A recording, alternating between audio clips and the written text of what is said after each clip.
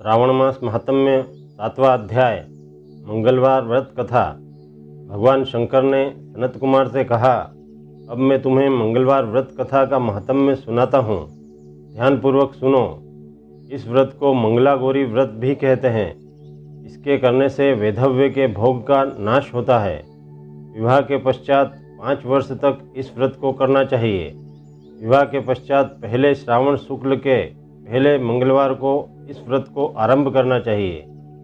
पुष्प मंडप का निर्माण कर उसे केले के स्तंभों से सुशोभित करना चाहिए। उसे अनेक प्रकार के फलों तथा रेशमी कपड़ों से विभूषित करें। मंडप में देवी की सोने की अथवा किसी अन्य धातु की प्रतिमा बनवाकर स्थापित करनी चाहिए। उस प्रतिमा में मंगलागौरी का 16 उपचारों से 16 दुर्वा दलों से, 16 चिड़चिड़ा दलों से, 16 चावल तथा 16 चने के दानों से अर्चना करनी चाहिए। 16 बत्तियों वाले दीपक या 16 दीपक जलाकर भक्तिपूर्वक दही तथा चावलों का नैवेद्य अर्पण करना चाहिए। देवी के निकट सिल लोढ़ा रखना चाहिए। इस प्रकार विवाहोपरांत 5 वर्ष तक व्रत करना चाहिए।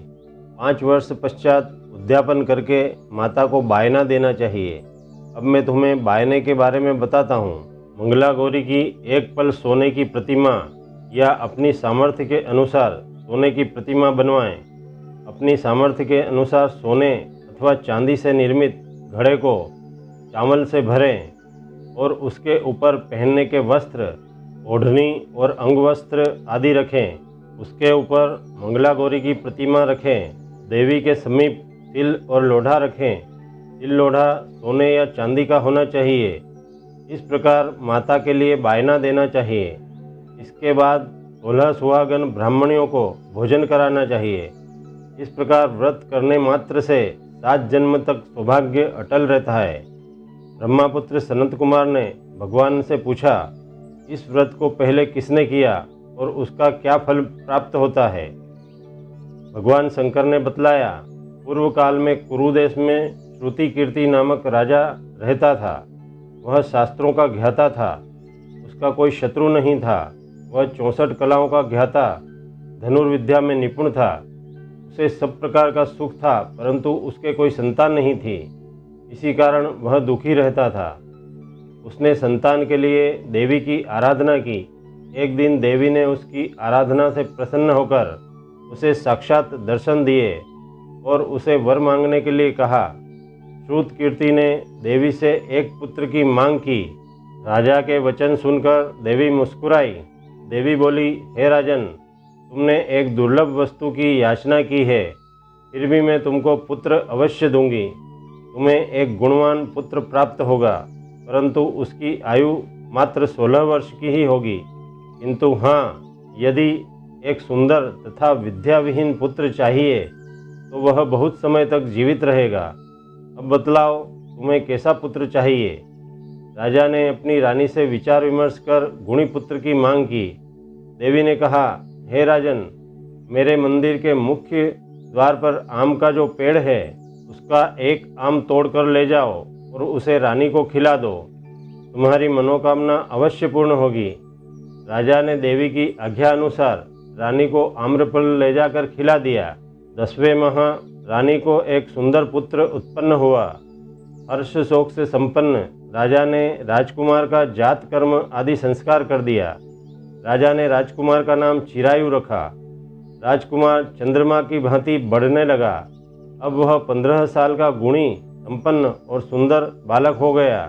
राजकुमार का 16वां साल शुरू हुआ तो राजा रानी को चिंता होने लगी।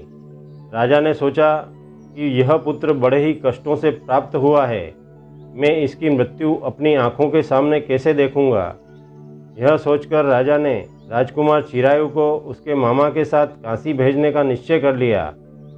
रानी ने अपने भाई से कहा, तुम कार्पटिक का वेश धारण कर राजकुमार चिरायु को काशी ले जाओ। मैंने इसके जन्म से पूर्व भगवान मृत्युंजय से प्रार्थना की थी कि हे विश्वदेव, पुत्र की प्राप्ति पर जगतपति की यात्रा के लिए भेजूंगी, इसलिए तुम इसे काशी ले जाओ। इसकी रक्षा का भार अब तुम्हारे कंधों पर है। अपनी बहन की आज्ञा मानकर वह राजकुमार चिरायु को काशी ले गया। कई दिन की यात्रा के बाद वे आनंद नगर पहुँचे। आनंद नगर के राजा का नाम वीरसेन था। राजा के सर्वगुण संपन्न रूप लावण्य वाली मंगला गौरी नाम की राजकुमारी थी। उस समय वह राजकुमारी सखियों सहित बगीचे में खेल रही थी। उसी समय वहाँ पर चिरायु और उसका मामा जा पहुँचे। वे दोनों बालिकाओं की क्रीड़ा देखने के लिए वहाँ पर रुक गए। राजकुमारी की सहेलियों में से एक सहेली ने क्रोध में भरकर राजकुमारी चिरायु को रंडा कहा। राजकुमारी ने अपनी सहेली से कहा, हे सखी, तुम दुर्वचन क्यों बोल रही हो? मेरे साथ अयोग्य वाणी बोलने वाली कोई भी नहीं है। देखो, मंगला गौरी के प्रसाद एवं मंगला गौरी के व्रत के प्रभाव से मेरे हाथ से जिसके माथे पर चावल गिर जाए, उसके साथ मेरा विवाह हो जाने पर यदि वह अल्पायु वाला है तो भी चिरायु वाला हो जाएगा। के बाद सभी बालिकाएं अपने अपने घरों को लौट गई। राजकुमारी भी राजमहल में चली गई।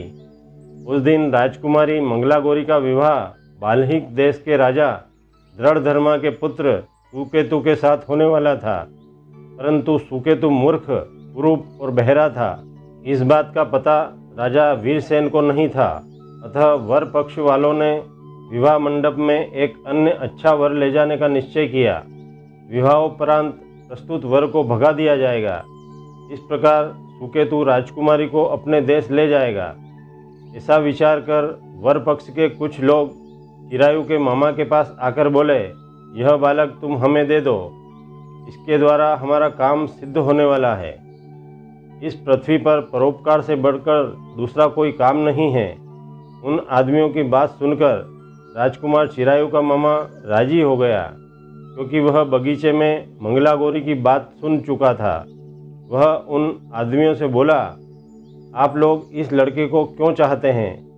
विवाह के लिए वस्त्र गहने तो मांगे जा सकते हैं, लेकिन वर को थोड़े ही मांगा जाता है। फिर भी मैं आपकी बात रखते हुए लड़का आपके साथ भेज रहा हूँ। वर पक्ष के लोग राजकुमार चिरायु को विवाह मंडप में ले गए और विवाह कार्य संपन्न हो गया। विवाह के बाद रात में जब राजकुमार चिरायु मंगला गौरी के साथ सोया, उसी दिन उसका 16वां वर्ष समाप्त हो रहा था। ठीक उसी समय काल सांप का रूप धरकर वहां पर आया। संयोगवश उसी समय राजकुमारी मंगला गौरी की नींद खुल गई। उसने सांप को देखा तो राजकुमारी ने सांप की पूजा की, उसे पीने के लिए बहुत सा दूध दिया। मंगला गौरी ने कहा, मैं उत्तम व्रत करूंगी, मेरे पतिदेव को छोड़ दो तथा उन्हें चिरंजीवी होने का आशीर्वाद दो। देखते ही देखते सांप कमंडल में घुस गया। राजकुमारी ने अपनी चोली से कमंडल का मुख बंद कर दिया। उसी समय राजकुमार चिरायु अपने शरीर के अंगों को ऐंठते हुए उठ बैठा। उसने राजकुमारी से कहा, मुझे बहुत भूख लगी है। राजकुमारी ने माता के समीप जाकर लड्डू आदि लाकर राजकुमार को खाने के लिए दिए। राजकुमार ने प्रसन्नतापूर्वक लड्डू खाए।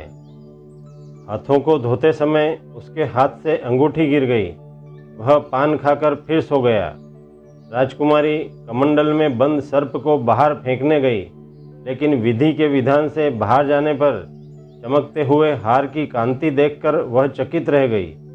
उसने हार को अपने गले में पहन लिया। कुछ रात शेष रहने पर चिरायु का मामा उसे ले गया। चिरायु के जाने के बाद वर पक्ष के लोग सुकेतु को ले आए। मंगला गौरी ने सुकेतु को देखा तो वह बोली, यह मेरा पति नहीं है। सभी बाराती कहने लगे, हे शुभे, यह तुम क्या कह रही हो? यदि कोई पहचान हो तो बताओ। इस पर मंगला गौरी ने कहा, रात को मेरे पति ने मुझे जो जड़ाऊ हार दिया है, उस हार के रत्नों की सुंदरता के बारे में यह बतलावे तो मैं मानूं। रात्रि में आम्र सेचन के समय मेरे पतिदेव का केशर युक्त पैर मेरी जांघ में लगा हुआ है। उसे देखकर सब लोग बताएं कि यह पैर का निशान किसका है। रात्रि के समय जो बातचीत हम दोनों के बीच हुई थी तथा जो भोजन करा था, उसके बारे में यह बताएं। सुकेतु मंगला गौरी के एक भी प्रश्न का उत्तर न दे सका। इस पर कन्या पक्ष वालों ने बारात को बिना दुल्हन के वापस भेज दिया। मंगला गौरी के पिता महाराज वीरसेन ने एक महान यज्ञ कराया। उसे यह भी पता चल गया कि वर पक्ष वालों ने अपने कुरूप राजकुमार के स्थान पर किसी अन्य सुंदर युवक को विवाह के मंडप में ले आए थे और उस अनजान युवक के साथ मंगला गौरी का विवाह संपन्न हुआ था।